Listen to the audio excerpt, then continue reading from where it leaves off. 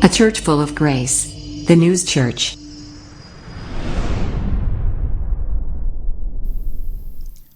할렐루야. 아멘. 반갑습니다. 잘 지내셨죠? 네 것 내 것. 요거 딱 보면 놀부가 생각나지 않아요? 네 것 내 거고 내 것 내 거고. 흥부가 생각납니까? 다들 착하신 분들이에요. 자, 원래 본문의 오늘의 제목은 그 가이사의 것과 하나님의 것, 이거에 대한 이제 구별에 대한 이야기예요. 오늘 성경 본문을 가지고 어떤 제목을 할까 하다가 네 것과 내 것을 구분하시는 하나님이시라는 그분의 마음이 어떤 것인지를 대해서 오늘 좀 알아보고자 제목을 이렇게 정했습니다. 오늘 이 제목이 이렇게 정해진 것에 그 발단이 되는 오늘 본문의 내용은 세금이라는 것 때문이에요. 세금. 다들 아시죠? 여기 사업하시는 분들은 또 가정에 이렇게 뭐 부동산 이런 거 갖고 계신 분들은 그놈의 세금, 그죠? 보통 그렇게 표현을 해요. 그놈의 세금. 웬만한 아파트 조그만 거 하나만 갖고 있어도 1년이면 140만 원, 130만 원 그냥 거저 가져가잖아요. 내가 재산을 갖고 있다는 이유만으로도. 자, 세금하면 제일 먼저 머리에 떠오르는 게 뭘까요? 우리가 흔히 말하는 내가 쓰고 어떤 것에 의해서 내가 뭐 당연히 내야 되는 세금도 있지만 이거 내가 내는 세금이 있는지도 모르고 쓰는 부가가치세라는 게 있어요. 뭔가를 사기만 하면 그 물건에 그냥 10%된 금액이 자동으로 세금이 포함되어서 판매되어지는 우리가 소위 말하는 부가가치세. 맞죠? 부가세라고 하죠. 네. 원하든 원치 않든 간에 그것은 내가 무엇을 사고 팔 때 거기에 세금을 당연히 내게끔 그 세금이 발생이 되는 겁니다. 또 우리가 흔히 여기 오실 때 타고 왔던 자동차에도 기름을 넣어야 되잖아요. 그 기름을 넣을 때도 보면 기름의 원래 가격은 얼마 안 된다고 하네요. 거기에 뭐 주행세, 교통세, 도로세, 또 무슨 세, 교육세까지 포함돼서 이렇게 오히려 기름값보다도 많은 게 세금이라고 합니다. 여러 가지 명목들의 세금이 붙어 있어요. 그 외에도 또 그것 말고도 세금이 엄청 많죠. 다 기억을 못합니다. 전문가가 아닌 이상은 기억을 못하는 거예요. 그런 세금들이 우리나라에는 존재합니다. 그런데 왜 이런 세금들이 존재를 해야만 하는가? 우리나라 대한민국이 국가가 운영이 되려면 그런 세금이 밑바탕이 돼서 거쳐져야 하고 또 그 세금으로 뭐 방위비도 내고 또 무슨 구제가 아니죠. 뭐라 그러죠? 우리는 예를 들어서 그 민간인들 어려운 사람들을 생각하는 복지에도 사용이 되어지고 그렇게 얘기합니다. 그런데 잘 하려고 하면 또 잘 살려고 하면 할수록 더 많은 세금이 필요한 것은 기정사실이에요. 그러다 보니까 세금이 올라가고 또 경제가 활성화가 되고 복지가 더 좋아지면 좋아질수록 국민이 만족하면 만족할수록 성장을 해야 되는 반면에 자꾸 세금은 더 많이 부과가 되는 그 반대의 방향으로 가고 있다는 것. 이것이 문제라는 겁니다. 많이 쓰면 많이 내야겠죠. 당연히. 많이 혜택을 받았으니 그만큼 또 내야 되는 건 당연합니다. 세금에 대한 고민은 이 시대만에 지금 우리가 사는 이 시대만의 것이 아니라 예수님이 사셨던 그 시대에도 골칫거리였다라는 거예요. 그래서 예수님도 그걸 알고 있었어요. 더더욱이 당시 이스라엘 사람들에게 국가가 정한 세금을 얌전히 내라는 대로 다 내는 것은 비애국적이다. 이건 애국자가 할 일이 아니다라고 생각하는 그 시대였습니다. 이상하죠? 이스라엘 백성이 이스라엘이 내라고 하는 세금을 나라에다 고스란히 내는 것은 잘못됐다. 애국이 아니다까지 생각을 했다. 왜 그랬냐? 그 당시 이스라엘은요. 로마에 의해서 섭정 정치를 지배받고 있을 때였어요. 즉 세금을 나라에다 내는 것은 나는 이스라엘 국민으로서 이스라엘에다가 내지만 그 이스라엘에 낸 세금이 다 이스라엘이 쓰는 게 아니라 어디가 썼다? 로마가 가져갔다. 그렇기 때문에 국가에 헌신하려면 세금을 내지 말아야 된다라고 했던 거예요. 또 이 부분을 또 누가 교묘하게 편집해서 더뉴스교회 담임 목사는 국가에다 세금 내지 말라 그래서 이렇게 또 할라. 그런 분들이 가끔 나와서요 고발을 해요. 앞뒤 다 사정 안 보고. 분명히 저는 그런 의미로 얘기한 게 아니죠. 분명히 성경에서 이스라엘 백성들이 그 시대에 왜 세금을 안 내려고 했었는지에 대한 부분을 설명했습니다. 자, 그래서 이스라엘에서 로마가 각종 수탈을 일삼았기 때문에 세금뿐만 아니라 막 뺏어갔잖아요. 심지어 사람들까지 노예로 잡아갔으니까 세금 내는 것 자체가 이스라엘을 더욱 약화시키는 일이다라고 생각했기 때문에 적대적인 국가, 적대국이었던 로마의 세금을 내는 것은 잘못됐던 것이다라고 생각하던 그 시대였던 거예요. 자, 그런데 이 시대적 상황을 가진 상태에서 바리새인이라고 하는 지식인들이, 당시에 많이 배웠다고 하는 사람들이, 내가 조금 안다고 하는 사람들이, 내가 조금 가졌다고 하는 사람들이, 즉 예수님을 시험하려고 작정을 했더라 이 말입니다. 오늘 본문의 내용이에요. 보세요 여러분, 내가 정말 많이 알고 많이 가진 사람일수록 50원짜리 동전에 나와 있죠. 벼가 익으면 어떻게 한다? 고개를 숙여요. 든 게 많을수록 무거우니까. 그런데 사람은요, 아주 교만한 사람들은요, 많이 가진 사람은 오히려 숙이는데 조금 가져놓고 고개를 빳빳이 쳐들고 다닌다는 거예요. 그런 사람들을 우리는 소위 뭐라고 얘기하냐면, 갑자기 돈이 많아졌거나 갑자기 권력에 올라갔거나 한 사람들한테 졸부라고 표현을 합니다. 그런 바리새인들이 그런 자들이었어요. 조금 지식이 있다고 세상에 예수님을 시험하려고 작정을 하는 거예요. 자, 지금도 그렇지만 세금에 관한 문제는 그때나 지금이나 아주 까다로운 아주 조항들이 많았기 때문에 일반인들은 그냥 내라면 내고 말라면 말고 막 이런 식으로 아주 복잡하게 생각했던 부분들이 많았습니다. 당시 상황으로 볼 때 예수님이 그 상황에서 잘못 대답했다가는요, 반역자가 될 수도 있어요. 내야 된다라고 하면, 아니 이스라엘과 로마의 관계가 있었잖아요. 그 관계성이 로마 시민이 아닌 이스라엘 백성들이 물어본 거란 말이에요. 세금을 내야 돼요? 말아야 돼요? 그런데 내라 그러면 이거가 딱 잘못하면 예수님의 매국노가 될 수도 있었던 상황이에요. 돌 맞아 죽을지도 몰라요. 당시 헤롯 당원들이라고 했던 자신들의 권력을 유지하기 위해서 그 권력을 가졌던 사람들은 로마에 붙어서 그들의 앞잡이를 한 거예요. 마치 우리나라 일제시대 때 일본 순사들 앞잡이 했던 사람들이 있는 것처럼. 자, 바리새인들은 유대인이 이방 임금을 위해서, 유대인이 어떻게 로마 사람이면 로마의 황제는 이방인이잖아요. 그 이방 임금을 위해서 세금을 납부하는 것은 선택받은 하나님의 거룩한 백성들이 할 일이 아니다라고 생각을 하고 있었던 거예요. 그러므로 세금은 국민의 의무니 당연히 납부해야 한다라고 하는 이 조항은 그때 당시엔 법이지만 법이 아니었던 거예요. 유대주의자들 입장에서 보면 매국노가 될 거고, 또 세금을 거부하자라고 말을 했다 그러면 헤롯 정권, 로마 정권에 반대하고 있는 로마의 반역자가 될 수 있는 아주 이러지도 저러지도 못하는 진퇴양난에 딱 처해 있었습니다.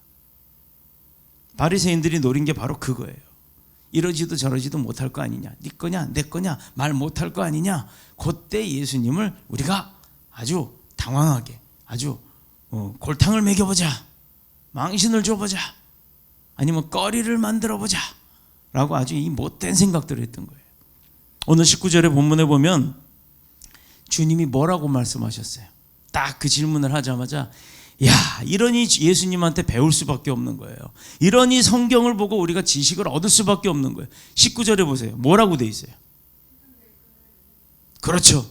세금으로 내야 하는, 너네가 말하는 그 세금을 내야 할 돈이 있잖아. 그 돈을 나한테 보여줘봐 하고 했더니, 제가 어제 찾다 못 찾았어요. 이스라엘 가갖고 이스라엘 박물관에 있는 그 당시에 발굴되었던 그 수많은 동전이 아주 커다란 방 안에 팽 돌아가면서 전시가 되어 있습니다. 아주 금화가, 아주 액자 유리방 안에 아주 멋있게 이렇게 이런 것 해놓은 그 안에 탁 아주 조명 딱 비춰서 반짝반짝 어떤 거는 시커멓기도 한데 쫙 시대적 그 로마 황제들의 돈들을 쫙 나열을 해놨어요. 거기에서 제가 사진을 찍어 온 게 있어요. 내가 나중에 이거 꼭 한번 설교할 때 성도들 보여줄 거야 하고 찍었는데 그 사진이 어디에 있는지 찾다 못 찾았어요. 가이사라 가이시스의 돈입니다. 우리나라 500원짜리 동전만 한데요, 그렇게 동그랗게 아주 이쁘게 찍혀 있지 않아요. 우리 옛날에 달고나 있잖아요. 달고나 보면 이렇게 푹 찍었다 보면 주변이 이렇게 너덜너덜 하잖아요. 그런 식으로 금을 녹여서 그냥 도장 찍듯이 그 양각을 만들어 놓은 돈입니다. 근데 그 옆에 사람이 옆면에 얼굴이 탁 있고, 그 다음에 위쪽으로 뺑그랗게 돌아가면서 가이사라 가이시스라고 이름이 히브리어로 딱 써 있습니다. 로마어로. 그리고 주님이 그 동전을 딱 보여주니까 주님이 하신 말씀이 그 동전에 새긴 화상 얼굴을 딱 보더니 그 그림과 글이 누구냐라고 물어요. 그랬더니 카이사라 카이시스입니다 라고 대답을 했겠죠. 거기 써 있는 그대로. 그 동전의 앞면에는 로마 황제 이름이 딱 찍혀, 얼굴이 찍혀 있는 거예요. 이름도 찍혀 있고요. 뒷면에는 평화의 여신으로 추앙받고 있었던, 이 뒷면은 못 봤잖아요, 그죠? 성경에 뒷면은 없어요. 그런데 실제 그 동전의 뒷면에는 누가 있냐면 그 가이사라 가이시스의 어머니 리비아라고 하는 여인이 종려나무 가지를 탁 들고 있는 게 찍혀 있습니다. 그리고 그곳에는 존귀한 아우구스투스의 아들 티베리우스 케자르 가이사라라고 하는 거예요. 문구가 딱 적혀 있는 거예요. 앞면 뒷면에 사람과 글자가 다 써 있었어요. 로마 정부는 일반적으로 통용되는 화폐 이외에는 세금으로 지불할 수 있는 금화나 은화를 만들어서 이것을 로마의 통치 아래에 있는 전 지역에 보냈어요. 그걸로 써라. 옛날에 이스라엘 돈 이제는 무효다. 화폐 개혁을 해버린 거죠. 전 지역에 보내서 사용하도록 했으니 어느 지역에나 그 로마의 동전이 있었던 겁니다. 그러니 보세요. 예수님의 질문에 당연하잖아요. 누구 거냐? 누구라고 돼 있냐라고 했더니 다 누구라고 대답을 하잖아요. 그러니 그 돈은 누구 거예요? 로마 황제 거잖아요. 즉 로마의 황제 가이사의 겁니다. 그러다 보니 그런 대답을 듣고 나신 예수님이 뭐라고 얘기해요? 야, 그런즉 가이사의 것은 가이사에게 줘라. 대신에 하나님의 것은 하나님께 드려라 라고 이야기를 딱 합니다. 야, 이거 엄청난 지혜의 말씀이죠. 이것도 저것도 아니에요. 그들이 요구한 그 목적의 생각과는 반대급부적인 말씀이지만 더 정확한 분리의 말씀을 딱 정해서 선포하셨다는 겁니다. 누구도 예상치 못했던 대답이 예수님의 입에서 탁 나오자 그들이 어떻게 했다? 마지막 절. 그들을 떠나갔다라고 해요. 주님 곁을. 왜 떠나갔을까? 오늘 그걸 좀 알아볼게요. 우리가 지금까지 한 건 다 아는 내용이니까. 그런데 누구도 예상치 못했던 대답이 예수님의 입에서 나오자마자 사람들은 그분의 지혜에 아주 경탄을 한 거예요. 와! 음해를 하려고 작정했던 사람은 입이 딱 봉해진 거고, 아니 저 사람들이 예수님한테 이랬으니 예수님 큰일 났다, 이거 어떡하면 좋아 라고 걱정과 염려를 했던 예수님 측근의 사람들은 무릎을 탁 치고 말았던 거예요. 누구도 그렇게 대답할 줄을 몰랐던 겁니다. 그리고 이렇게 지혜로운 예수님을 걸고 넘어지는 것이 그 이방인이 아니죠. 그 유대인들에게는 이건 무리야. 이런 분을 어떻게 골탕을 먹일 수 있겠어? 라고 생각을 하곤 자리를 떠난 겁니다. 불가능이라는 걸 깨닫게 됐습니다. 바리새인들을 비롯해 다른 사람들은 그분의 곁을 다 떠난 거예요. 야, 이분은 안 돼. 이분은 우리가 손댈 수가 없는 사람이야. 너무 막강한 권력이 있으면 그 앞에 그냥 자동으로 엎드리는 것과 똑같은 역할을 당한 겁니다. 우리는 여기서 두 가지 사실을 알 수 있죠. 하나는 국가의 세금 문제, 또 본문에서 가이사의 것으로 표현되어 있던 그 세금에 대한 것, 당연히 그건 국가의 것이니까 국가의 귀속이 되는 게 맞아요.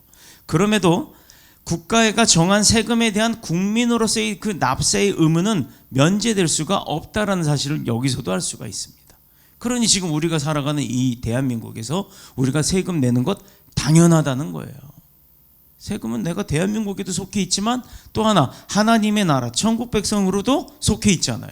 그러면 하나님의 것은 하나님의 것으로, 우리 대한민국 것은 대한민국 것으로 구분을 할 줄 알아는 지혜가 있어야 한다 이 말입니다. 문제는 예수님의 말씀 중에 하나님의 것은 하나님께 바쳐라 라는 부분이에요. 자, 그러면 바로 이것을 우리가 고민하게 만들어요. 한번 생각해 봅시다. 무엇을 가리켜서 하나님의 것이다 라고 예수님은 말씀을 하셨을까요? 이거 우리 교회에서 제가 누누이 공갈 협박까지 당하면서 항의 전화까지 들으면서 했던 그 설교 제목하고 동일한 부분입니다. 우리가 신앙생활을 하면서 기억하고 있는 것들 가운데 하나님의 것이 어떤 건가요? 한번 이런 질문을 툭하니 보면, 아유 좀 저놈의 담임 목사는 한 번씩 질문을 하는데 이거 진짜 대답하기 곤란한 것만 골라서 질문을 해. 근데 한번 곰곰이 생각해 봅시다. 진짜 하나님의 게 뭘까요? 하나님의 것. 제일 먼저 우리 속에 떠오르는 게 뭐가 있어요? 물질로 따지면 11조입니다. 소득의 10분의 1이라고 표현이 되어 있다고 해서 우리는 은히 월급 받은 거에서 10분의 1이 하나님 앞에 드리는 11조의 전부다라고 생각을 하는데 저는 아니에요.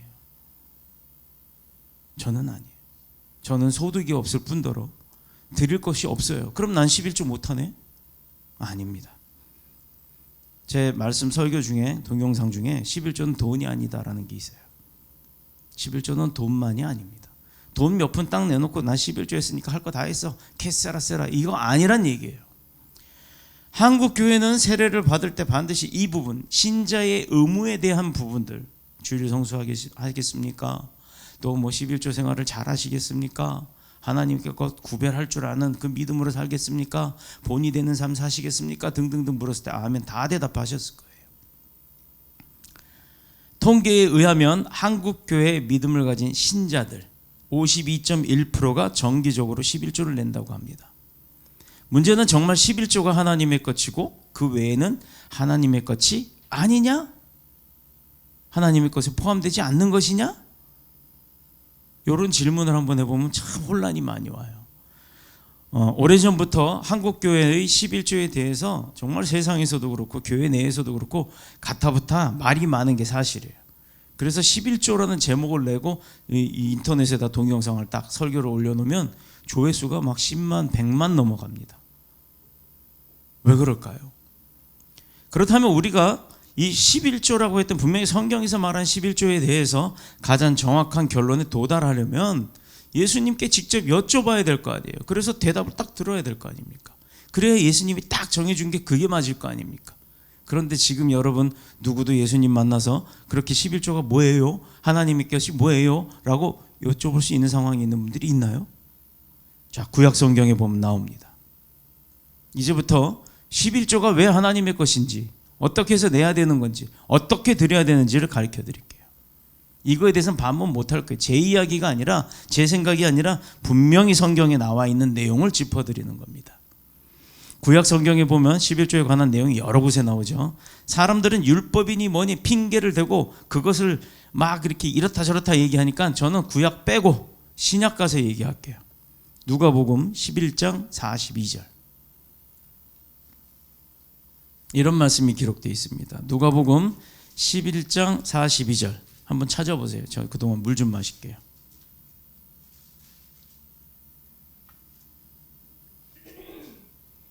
자, 누가복음 11장 42절에 화 있을진저 너희 바리새인들이여 너희가 박하와 운향과 모든 채소의 11조는 들이되 공의와 하나님께 대한 사랑은 버리는도다. 그러나 이것도 행하고 저것도 버리지 말아야 할지니라. 첫 대사가 뭐예요? 화 있을진저예요. 저주하시는 거예요. 바리새인들을, 안다고 하는 사람들, 지식 가졌다고 하는 사람들, 가졌다고 하는 사람들, 능력 있다고 하는 사람들에게 저주부터 시작하십니다. 박하와 운향과 모든 채소의 11조. 그때 당시에 자기들이 소출로 거둘 수 있는 모든 것들이죠. 그거의 11조는 다 들이대. 너네가 그거 냈다고 까불까불대고 그게 다 냈다고 나 할 놀이 다 했다라고 하는 그들에게 얘기하는 거예요. 그것만 낼 줄 알았지 공의와 하나님에 대한 사랑은 버렸다 이거예요. 이 얘기가 뭘까요? 그러나 이것도 행하고 저것도 버리지 말아야 할 거다. 그러니까 뭐라고 하냐면 박하와 운향과 또 모든 채소의 11조는 당연히 드려야 되지만 공의로운 하나님 앞에 드릴 수 있는 나의 사랑도 당연히 드려야 된다라는 거예요. 그러니 여러분 보세요. 지금으로 뒤집어 얘기하면 11조 내가 소출, 내 나의 소출 월급의 10분의 1 돈 몇 푼 드리는 걸 끝이 아니다라는 겁니다. 이 말씀에 대한 해석은 누가 해석을 해도요 똑같아요. 11조는 하나님을 믿는 신앙인으로서 기본적으로 해야 할 만한 당연한 의무입니다. 이걸 부인할 수 없죠. 어떤 해석에 의하면 도리어 바리새인들은 박하와 운향과 채소는 11조의 대상이 아님에도 불구하고 바리새인들은 이것까지 11조로 더해서 드렸다 했으니 그 해석이 정당하면 그들은 11조 이상을 드리고 있는 것이다 라고 번역하는 사람도 있어요. 문제는 그렇게 열심히 11조 드리고 있는 바리새인들에게 주님이 첫 마디가 뭐였어요? 화 있을진저. 저주부터 했단 말이에요. 이 해석은 틀린 거예요. 그러니까 드리지 않아도 될 것까지 드렸다라. 그러니까 그들이 바리새인들이 잘했다라고 해석한 거는 잘못된 거예요. 그런 사람들한테 왜 화 있을진저라고 얘기를 하십니까? 저주를 퍼붓겠어요. 오늘 본문에서 예수님이 강조하고 계시는 것은 가이사의 것 이전에 하나님의 것이 먼저란 말이에요. 그런데 사람들이 물어봤던 건 가이사에게 내야 되냐 말아야 되냐를 물어봤기 때문에 가이사를 먼저 대답해 주신 것 뿐이에요. 우리가 이거 잘 봐야 됩니다. 항상 하나님의 것이 먼저입니다. 그런데 그 하나님의 것으로 누가? 마테마가 누가? 그 누가예요. 어나더가 아니라 누가, 그 누가를 얘기하는 거예요. 누가는 종교 지도자들조차도 간과해버리고 놓쳐버렸던 공의와 하나님에 대한 사랑도 하나님의 것이다. 내가 하나님을 안 것도 하나님의 은혜요. 내가 지금 숨 쉬고 있는 것도 하나님의 은혜요. 내가 오늘 이 자리에서 예배 드리는 것도 하나님의 은혜요. 내가 아침에 눈을 딱 뜨고 나한테 24시간이 주어진 것도 하나님의 은혜고, 내가 오늘 어디 가서 밥을 한 그릇 먹고 온 것도 하나님의 은혜고, 내가 누구를 만나는 것도 하나님의 은혜고, 내가 오늘은 마음이 다쳐서 상처가 입어서 눈물을 흘리는 것도, 그래서 회복이 되는 것도 하나님의 은혜요. 이러니 내가 모든 삶의 1분 1초 모두가 하나님의 은혜 아니면 할 수가 없는 일들이다, 이 말입니다. 누구에게나 주어지는 24시간. 그러나 누구나 그 중에 10분의 1, 2시간 반을 하나님 앞에 드리는 사람이 드물더라, 이 말이에요. 돈만 다 냈다고 끝이 아니라 내가 가질 수 있는, 내가 누릴 수 있는 모든 것이 하나님의 것이라는 것을 인정하는 그 마음, 하나님을 사랑하는 마음, 그 마음이 필요했다라는 거예요. 그 마음을 안 드렸다는 겁니다. 그리고 11조만 할 것이 아니라 이것과 더불어 세상에 대한 공의와 하나님에 대한 사랑, 이것도 함께 행해야 한다는 거예요. 나만 잘 먹고 나만 잘 살자가 아니라, 우리 여기 안영근 집사님 회사 그 마인드죠? 위드예요. 우리 모두 다 함께. 공산당처럼 너도 나도가 아니라, 더불어가 아니에요. 또 더불어라 그랬다고 또 뭐라 그럴라. 정치적 그 의미가 아닙니다. 너도 나도 다 뭐 이렇게 해서 우리 함께, 이런 위드라는 개념은요, 공동 생산 공동 분배가 아니라 함께 잘 사자, 함께 부자 되자라는 거예요. 함께 건강하자, 함께 누리자, 함께 나누자. 나누는 건 뭐예요? 어떤 사람들이 나눠요? 뭐 넘치고 나만 많아서 나누나요? 없어도요, 나 만족만 하면 그 나머지 것은 나누는 사람들이에요. 없어도 나누는 게 나눔입니다. 많아서 나누는 건 나눔이 아니에요. 그건 기부예요. 기부와 나눔의 차이가 있습니다. 공의와 하나님에 대한 사랑도 함께 행하라는 거예요. 그러니 나만 누리는 것이 아니라 아직 하나님을 모르는 자들에게도 하나님의 사랑을 전달하는 의무가 우리에게 있다라는 겁니다. 그러니 11조는 돈만이 아니라는 게 맞죠. 사람들은 세금에 대하여 불평은 해도요, 세금은 꼬박꼬박 내는 것을 국가의 권력의 힘 때문에 불평을 하면서도 낼 수밖에 없는 거예요. 안 내면 어떻게 해요? 안 내면 불이익을 당하잖아요, 우리나라. 그러나 하나님에 대한 의무, 하나님이 요구하시는 부분에 대해서는요, 이거 안 해도 불이익이 없거든. 그러니까 어떨 땐 내고 싶을 땐 내고, 안 내고 싶을 땐 안 내는 거예요.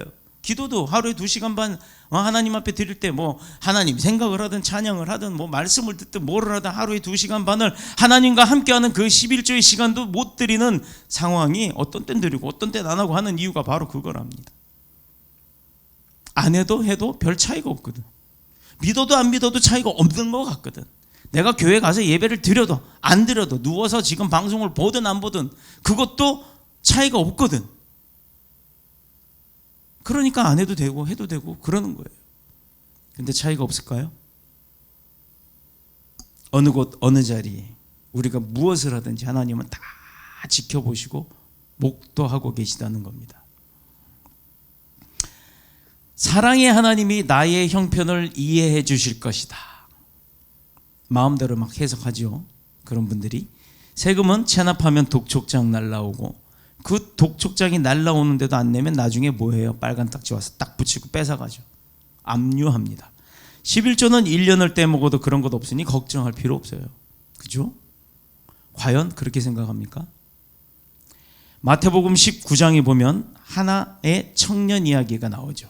부자 청년 이야기입니다. 그런데 이 사람이 예수님을 따라다니는 그 옆에 이렇게 쭉 끼웃끼웃하다가 들어보니까 마음에 감동이 오고 내 마음이 막 갈라지는 거예요.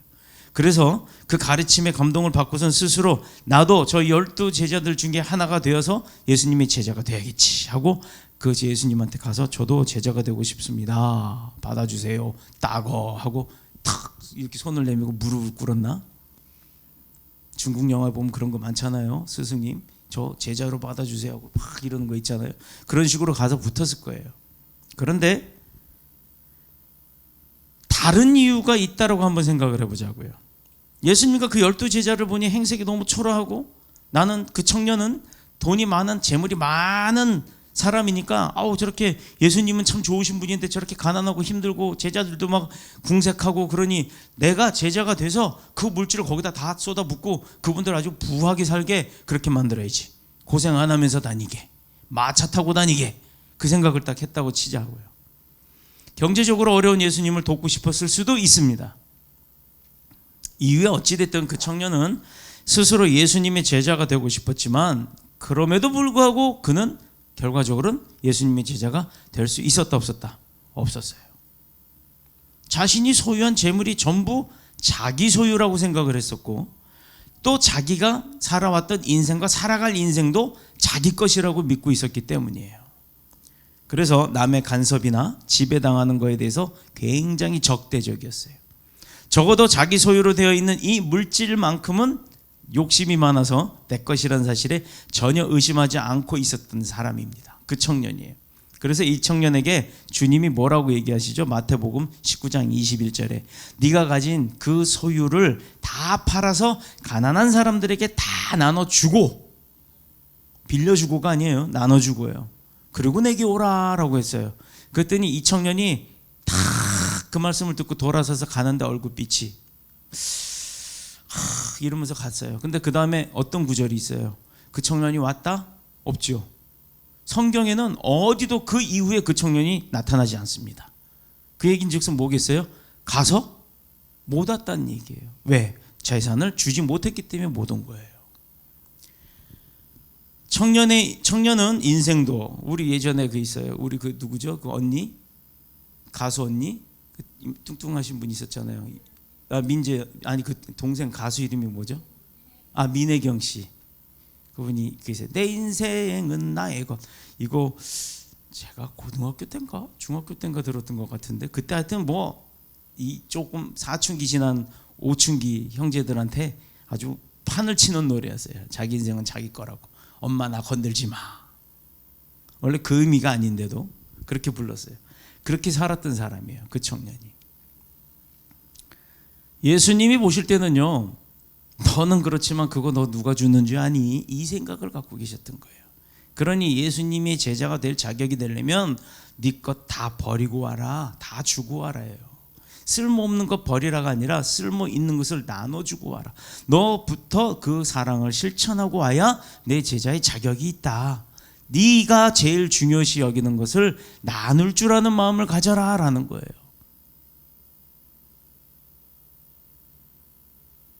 제가 아는 어떤 분도 너무 나눠줘서 문제죠. 그런 분이 있어요. 그러므로 하나님의 입장, 예수님이 보셨을 때, 주님이 보셨을 때 그 청년이 얼마나 이뻤을까요? 안타까웠을까요? 우리의 삶도 마찬가지입니다. 우리에게 뭐가 그렇게 중요할까요? 우리에게 주어진 시간 자체가, 만남 자체가, 또 어떤 일을 이룸 자체가 하나님의 은혜라는 것 잊지 마시길 축복합니다. 그런 것을 내려놓을 줄 알아야 하나님의 제자가 되는 거예요. 그러나 여호와 하나님은 결코 독재자가 아니시기 때문에 사람이 가지고 있는 그 재산을 탐하는 분이 아니라는 거예요. 우리가 이것까지 잘 들어봐야 합니다. 그는 말씀으로 천지를 창조하신 분이에요. 그러니까 돈이 있어라, 돈이 없어져라 말로 다 할 수 있는 분이에요. 하나님이 뭔 돈이 필요해요? 하나님이 그지예요? 누가 그래요? 교회는 돈만 바란다? 방송에서는 분명히 얘기합니다. 코로나 때문에 어쩌고 저쩌고 지금 교회가 전파자가 되지만 사실 그 교인들이요 버스에서 옮았는지 지하철에서 옮았는지 모르잖아요. 그런데 교회 안에 모였을 때 또 옮을 수 있으니까 그거 조심하자 해서 방역하는 것, 정책 잘 따르는 교회들은 핍박하지 마세요. 정책 잘 안 따르는 교회가 있을 수 있겠지만 그건 몇 개 교회의 문제잖아요. 그런데 모든 교회가 마치 다 그런 무슨 뭐 코로나 바이러스 전파하는 곳, 물론 그런 무리나 집단인 것처럼만 외도하지 마세요. 왜냐? 우리는 말씀으로 이루시는 여호와 하나님을 믿기 때문이에요. 그래서 그분 만나기 위해서 오는 겁니다. 다 나름 다 여기 누구 하나 마스크 벗은 사람 있어요? 저 하나. 저도 뭐 이거 있으면 된다며요. 거리 몇 메다 이상 되면 된다며요. 그 규정 다 지키고 하는 겁니다. 우리의 인생의 주인으로 받아들일 수 있는 자, 또 주님을 우리의 인생의 주인으로 받아들일 수 있는 자, 우리 생명과 물질과 미래를 아예 그분한테 다 의탁시킬 수 있는 자, 그분의 소유됨과 통치를 인정할 수 있는 자, 넘치는 보호와 축복, 영생 주시는 거예요. 그런 사람한테. 그러니 이 부자 청년에게 약속하기를 그리하면 어떻게 하면 다 주고 돌아오면 하늘의 보화가 내게 있을지니라 라고 얘기를 하셨어요. 이 부분이요. 하늘의 보화. 우리가 지금 이 땅에 살면서 가장 금은 보화라고 여기는 게 금, 은, 또 뭐 있어요? 또 뭐 있어요? 가장 가치 있는 거. 다이아몬드. 또 뭐가 있죠? 뭐 루비, 뭐 막 옥, 뭐 많잖아요. 수정 이런 거. 하여튼 귀하면 귀할수록 값어치가 비싸죠. 그런데 요한 계시록을 보시면 천국에는요, 그게 땅바닥에 돌이에요. 천국에 가면 그게 다 땅바닥에 널려 있는 돌이라고요. 흔해요. 거긴 보석이 아니에요. 그런데 천국에서 더 귀한 게 있다는 얘기예요. 그걸 주신다는 거예요. 그러니 이 땅에서 우리가 구하려고 하는, 모으려고 하는 금은 이거 다 소용없는, 그거보다 더 귀한 거를 천국 갔을 때 하나님이 우리에게 주신다 약속하시잖아요. 불구덩이에서 막 뛰어들어가지고 그 언젠가 영화를 보니까 그거 하나 나오대. 그 뭐지? 그 망자 뭐 귀인이다고 그러고 나오는 영화가 하나 있어요. 거기 보니까 뭐 나태지옥, 세상에서 열심히 안 산 사람은 뭐 그 이렇게 롤러 같은 게 막 돌아가는데 그 앞에서 막 뛰는 거 안 그러면 깔려 죽으니까, 그리고 또 뭐 불 속에 떨어지고, 어떻게 보면 그 사람이 불교하고 기독교하고 다 짬뽕을 해서 그걸 만들어 놓은 것 같아요. 근데 요한계시록 보세요. 있어요. 실제로 계시하신 대로 요한이 받아 적은 거예요. 하나님의 약속이 틀림이 없는 분이고 증명이 틀림이 없는 분인데 그분이 하신 말씀이 틀렸겠어요? 천국 갈지 지옥 갈지는 믿음대로 선택하는 겁니다. 믿음대로. 창세기 15장에 보면 하나님이 아브라함에게 하늘의 별과 같이 어마어마하게 많은 숫자의 자녀들을 축복과 더불어 이 땅을 너의 소유로 주겠다라고 약속하신 부분이 나옵니다. 아브라함이 누구예요? 아브라함 하면 우리는 믿음의 조상 아브라함은 7명의 자녀가 있었는데요, 이렇게 얘기하잖아요. 오죽하면 그걸 노래로 만들어서 아기 때부터 가르쳤냐고. 이걸 또 세뇌래. 목사가 말 잘한다고 세뇌시킨대. 목사가 말합니까? 성경이 말하는 거죠. 뭘 제대로 알고들 얘기를 해야지. 아브라함은 그런 하나님의 약속을 어떻게 믿을 수 있냐 했어요. 보지도 않았는데 그걸 어떻게 믿어요? 자, 보세요. 창세기 15장 9절에 또 말씀하십니다. 나를 위하여 3년 된 암소와 3년 된 염소와 3년 된 숫양과 산비둘기와 집비둘기의 새끼를 가져와라. 이건 하나님의 명령이에요. 그래서 하나님이 아브라함에게 너를 위함이다 라고 해서 그렇게 명령을 합니다. 맞아요? 아니에요. 아브라함을 위해서 내가 너한테 명령하는 거라고 안 하셨어요. 나 여호와를 위하여 이런 것들을 갖다 바쳐라 라고 아브라함에게 명령하신 거예요. 너를 위함이 아니라 하나님을 위해서 아브라함아 그 암연소 등등등 그걸 가져와라. 특히 3년 된 것. 성경에는 3자가 참 많죠. 완전수기 때문입니다. 우리 여기 건축공학 하신 저 조홍지 집사님, 토목공학인가? 맞죠? 거기 공학에서 그런 게 나오나요? 트라이앵글, 이 삼각공법. 건축할 때 이 삼각공법이요, 삼각형 하나, 또 반대 삼각형 하나, 또 삼각형 하나. 우리 저 어디야, 서울 무슨 한강철교인가요? 트러스트 공법이라고 하는 이게 가장 강력한 힘을 발휘한답니다. 꼭지점 3개, 성부, 성자, 성령. 돌아가신 지 3일 만에. 그러고 나서 우리도 지금 장례 치르면 예수 믿기 전부터 3일장 치렀어요. 그런 게 왜 공통적으로 따라오고 있는지를 곰곰이 생각해야 돼요. 하나님이 살아계신 분이기 때문에 알든 모르든 다 따라하고 있었단 말이에요, 성경을. 그런데 성경을 핍박하면 되겠어요? 그거 거짓말이라고 하면 되겠어요? 이스라엘 역사라고 얘기하면 안 되죠. 이렇게 3년 된 것들을 가져오게 하신 것은 완전히 재물을 가지고 희생하는 제사를 드리기 원했기 때문이에요. 그래서 저는 주일날 예배 나오시기 전에 우리는 헌금 봉투 따로 걷질 않잖아요. 헌금 봉투가 밖에 있는 건 뭐고 왜 헌금 봉투를 이만큼씩 갖다 놨냐면 가지고 가세요. 가지고 가셔서 오셔서 당일날 아침에 이렇게 넣어도 상관없는 거지만 이미 그 봉투를 미리 드리는 거는 뭐냐면 가지고 가서 한 주간에 내 마음과 정성을 거기에 담으란 얘기예요. 그래서 이미 미리 준비해 갖고 오시라는 거예요. 그런 의미가 있었던 겁니다. 하나님 앞에 예배를 드리는 것, 그것을 사모하는 마음이 있어야 하나님 말씀이 내 귀에 들려요. 나오는 게 마지못해 어거지로 나오면 졸음밖에 안 와요. 그러나 하나님 만나기를, 내가 애인 만나려면 서울에서 부산까지 가는 그 몇 시간이 30분밖에 안 걸리잖아요.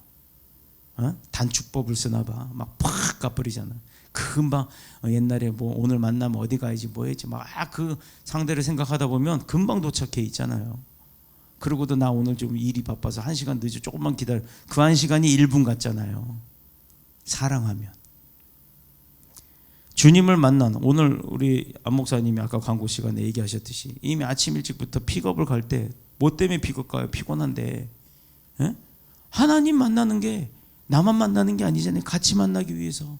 사랑하니까 이미 그때부터 시작이 되는 거예요. 예배가. 그러니 은혜가 되죠. 아침에 나올 때 남들보다 일찍 나오는 이유가 뭐예요? 와서 드럼 쳐야 돼요. 와서 피아노 해야 돼요. 와서 청소도 해야 돼요. 약도 뿌려야 돼요. 이거 왜 그러겠어요? 하나님을 사랑하니까. 미안합니다. 지금 방송으로 집에서 예배 드리시는 분들도 있겠지만 그분들이 잘못됐다는 얘기는 아니에요. 그러나 우리 광고 시간에 많아지죠. 성전을, 하나님의 처소를 사랑할 줄 아는 자가 축복받는 자격이 있는 거예요. 그래서 예배는 하나님 앞에 나와서 드리는 게 맞는 겁니다. 이러한 희생의 제사를 통과한 후에 하나님은 아브라함이 받을 구체적인 축복의 세계를 창세기 17장에 쫙 나열해 놨어요. 그 다음에 뭐 했죠? 자녀를 낳으면 아들들은 할례를 해라. 할례는 하나님의 소유된 표시로 행했던 거예요.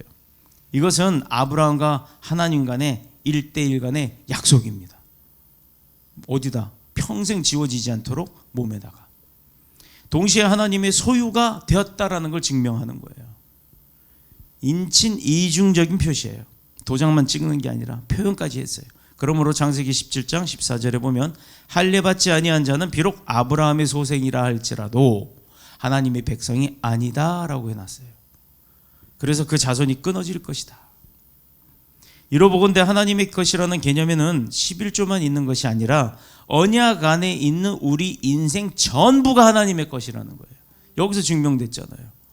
왜 하나님 것이 뭐 아까 말했던 저 바리새인들이 얘기했던 그것만이 아니라 그 외 것만, 그것도 다 했으니까 잘한 거다? 아니라는 거잖아요. 물질 몇 푼 드렸다고 다 했다 생각하지 마세요. 하나님은 물질이, 하나님 거지 아니기 때문에 물질을 원하는 게 아니라 우리 자신을 원하는 거예요. 나를 원하는 거예요. 나를. 내가 하나님 앞에 기도하고 하나님과 대화하기를 원하는 거예요. 우리 아들과 아버지들이 참 사이가 안 좋아. 그죠? 아들과 아버지와 아들 사이가 아기 때는 뭐 아빠 그러고 쫓아다니는데 이것들이 중학교쯤 되면은 어디 가자 그러면 아빠만 가요. 난 친구들하고 어쩌고 그러다가 중고등학교 나오면 이제 대학쯤 다니고 군대 갈 때쯤 되면 좀 그만 좀 간섭하세요. 놔두세요. 내 인생은 내 거 이래요. 그런데 이 아들이 자기가 장가가고 아들을 낳고 아버지가 돌아가신 그때 가서 울어요. 미련한 짓을 하는 거예요. 왜 살아계실 때 부모한테 잘 하지 못하고 꼭 돌아가신 다음에 후회를 합니까? 후회할 짓 맙시다. 이게 바로 살아있을 때 잘하자는 거예요. 지혜가 부족하니까 그런 겁니다. 그래서 말씀 듣고 성경 배우고 예수님을 통해서 본을 받고 우리가 살아가는 거예요. 하나님의 풍성한 은혜와 축복과는 상관없는 사람이 되면 안 되는 겁니다. 왜 그렇게 우리가 인지를 해야 되나는 창세기 22장을 잘 한번 살펴보세요. 제가 조금 읽고 마치도록 하겠습니다. 창세기 22장 14절에서 18절. 아브라함이 그 땅 이름을 여호와 이레라 하였으므로 오늘날까지 사람들이 이르기를 여호와의 산에서 준비되리라 하더라. 여호와의 사자가 하늘로부터 두 번째 아브라함을 불러 이르시되 여호와께서 이르시기를 내가 나를 가리켜 맹세하노니 네가 이같이 행하여 네 아들 네 독자도 아끼지 아니하였은즉 내가 너에게 큰 복을 주고 너 씨가 크게 번성하여 하늘의 별과 같고 바닷가의 모래와 같게 하리니 너의 씨가 그 대적의 성문을 차지하리라. 또 너의 씨로 말미암아 천하 만민이 복을 받으리니 이는 네가 나의 말을 준행하였음이라 하였다 하니라. 하늘의 별과 바닷가의 모래만큼 번성시킨대요. 이게 물론 자녀 수만 그렇게 써요. 모든 시간, 소유, 누림도 그렇게 풍성하게 해주시겠다 약속합니다. 조건이 있었죠. 어떻게 했을 때? 하나님의 말씀을 그대로 따랐을 때. 듣고 행함이 없는 게 아니라 듣고 행함이 있어야 그 믿음이 살아있는 겁니다. 행할 때 어떻게 행하라고요? 순종은 어떻게 한다? 즉시. 내 마음에 감동이 왔다. 이게 하나님의 말씀이다라는 확신이 있으면 미루지 마세요. 그 즉시 행하는 거예요. 그래야 이루어집니다. 여호와 이레로 함께 하셨고 엄청난 축복의 문을 열어주시는 분이 바로 하나님이에요. 이러한 아브라함의 신앙이 그의 아들 이삭에게 넘어가죠. 이렇게 이삭은 한 해에 100배의 축복을 받았어요. 우리 여기 1000배 축복 받으신 분 손 들어봐요. 손 들어봐요. 하나님한테 1000배 축복 받으신 분이 있잖아요. 네. 아니 손 들어요 다들. 하나님 앞에 1000배의 축복 받으신 분들 있잖아요. 할렐루야. 다 받으실 거예요. 실제로 저기 주집사님은 1000배 받으신 분이란 거 제가 증명합니다. 그때 믿음이 얼마나 좋았는지 몰라요. 지금도 믿음 좋으시지만 지금은 더 좋아지셨어요. 그때보다. 그런데 그때 초신앙적 믿음일 때 그때도 하나님은 1000배의 축복을 주시는 분이에요. 증인이 있잖아요. 모두 다 그렇게 되시길 축복합니다. 물이 생명보다 귀한 사막에서도 가는 곳마다 우물을 때리면 우물이 나왔죠. 이삭이 우물 만들어놨어요. 기껏 파놨더니 어떻게 했어요? 그 주변에서 와서 힘센 놈들이 와가지고 뺏어갔어. 그러면 싸워야 되잖아. 근데 이삭은 안 그랬어요. 그냥 내가 다시 파지 하고 또 팝니다. 근데 그 사막 한가운데를 팠는데 또 물이 나와. 와 이거 뭐야? 그 엊그저께 그 방송 보니까 뭐 막대기 2개 가지고 이렇게 하는 거, 그 물 찾는 거 있잖아요. 그것도 아니에요. 근데 이삭은 그냥 가서 찍어갖고 여기 파 그러면 그냥 파지는 물이 펄펄 나와요. 그 사막에. 아니 이삭이 좀 지혜가 있었으면 사막을 다 파버리면 다 물이잖아. 그럼 다 오아시스가 됐을 거 아니에요. 가보시면 알겠지만 어마어마하게 많습니다. 사막은 넓습니다. 자, 이삭에게 이런 축복을 주셨다는 거예요. 이삭이 손만 대면 다 잘 돼요. 이게 우리에게도 있기를 축복합니다. 그 손자 야곱도 하나님의 크고 놀라운 은혜와 사랑에 감복해서 하나님 앞에 11조를 약속하고 그대로 행했더니 창세기 28장 22절 아브라함과 더불어 11조의 축복받는 믿음의 조상이 되었더라. 이삭도 그렇게 됐습니다. 이러므로 우리도 11조에 대해서 갑론을박하지 마세요. 귀한 세월을 그렇게 허송세월 보내지 마세요. 그냥 안 믿기만 하지 마세요. 자기 축복 자기가 못 받는 거니까 믿기는 사람만 하면 돼요. 천지 만물의 모든 것이 하나님의 소유며 내 인생, 내 청춘, 내가 가진 모든 물질뿐만 아니라 모든 것들이 하나님의 것이라는 것을 인정하는 그 믿음이 있어야 하는 겁니다. 하나님이 그걸 원하시는 거예요. 11조 이상의 것을 하나님 앞에 드리고 내 몸과 내 생명 하나님의 나라와 그의 의를 위하여 필요로 할 때 우리는 내게 있는 소유를 다시 그분 앞에 돌려드리는 거예요. 내가 빌린 거지 내 게 아니란 말이에요. 내가 나한테 맡기신 거지, 맡기신 걸 내가 누리면서 쓰는 것도 얼마나 감사합니까? 주인이 돈을 좀 맡겨놨더니 이 맡겨놓은 사람이 자기 돈이라고 자기가 다 써버려. 그럼 어떻게 돼요? 고발당하는 거예요. 그런데 하나님은 고발은 안 하시겠죠. 2번 안 주시는 거지. 우리가 그걸 알아야 합니다. 2021년도와 우리에게 남은 생애가 아브라함이 하나님 앞에 받았던 그 축복이 우리에게도 모두 넘치시기를 그리스도 예수님의 이름으로 축복합니다. 축원합니다. 기도드리겠습니다.